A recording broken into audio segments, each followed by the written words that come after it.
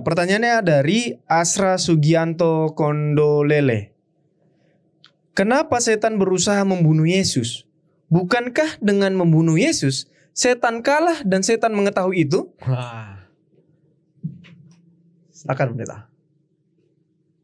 Wah, saya lihat Stephen mengatakan wah. Sepertinya memang Stephen sudah siap dengan jawaban. Boleh Stephen, kira-kira bagaimana pendapat saudara tentang ayat ini? Bagaimana pendapat saudara tentang ayat ini? Jadi ekspresi tadi saya pendeta itu menggambarkan, oh logikanya iya juga ya. Kenapa? Jadi sama seperti penanya pendeta. Ya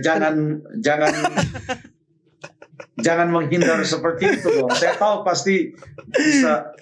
Oke, ini pertanyaan bagus sekali dari ya seperti yang Stephen katakan. Wah, seakan-akan Stephen juga ikut bertanya ini.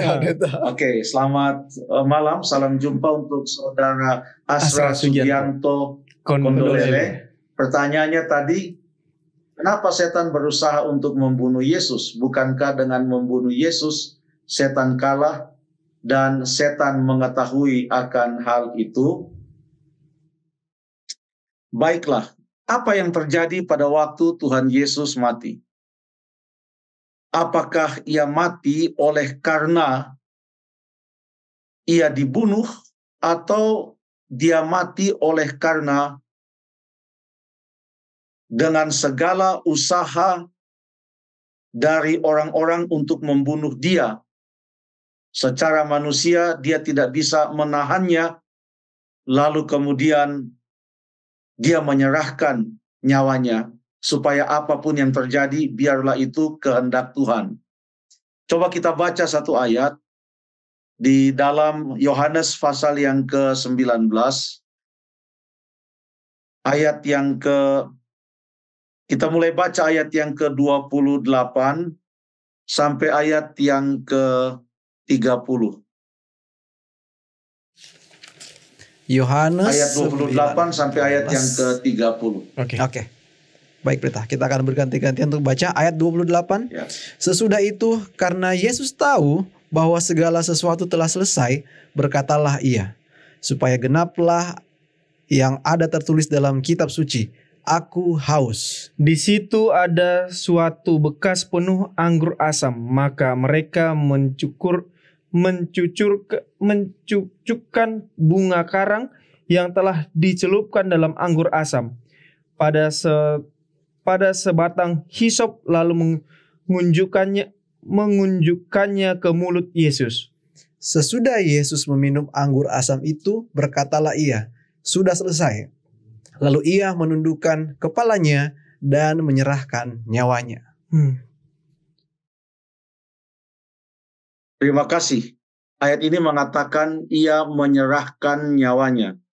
Ya, jangan kita salah mengerti, dia bukan bunuh diri.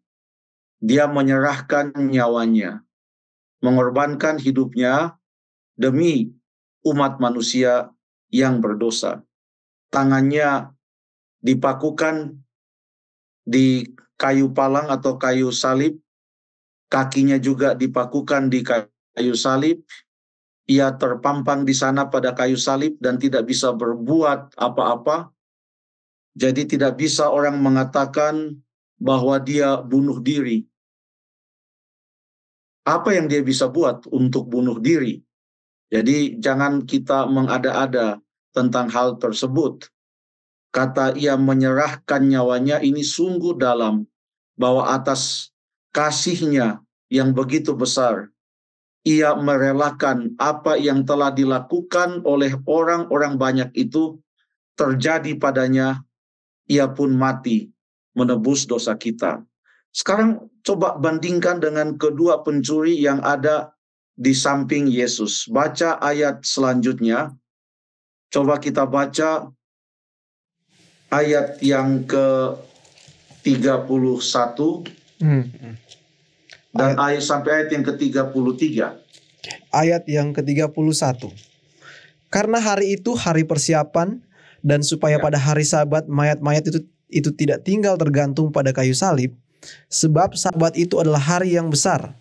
Maka datanglah orang-orang Yahudi kepada Pilatus dan meminta kepadanya supaya kaki orang-orang itu dipatahkan dan mayat-mayatnya diturunkan.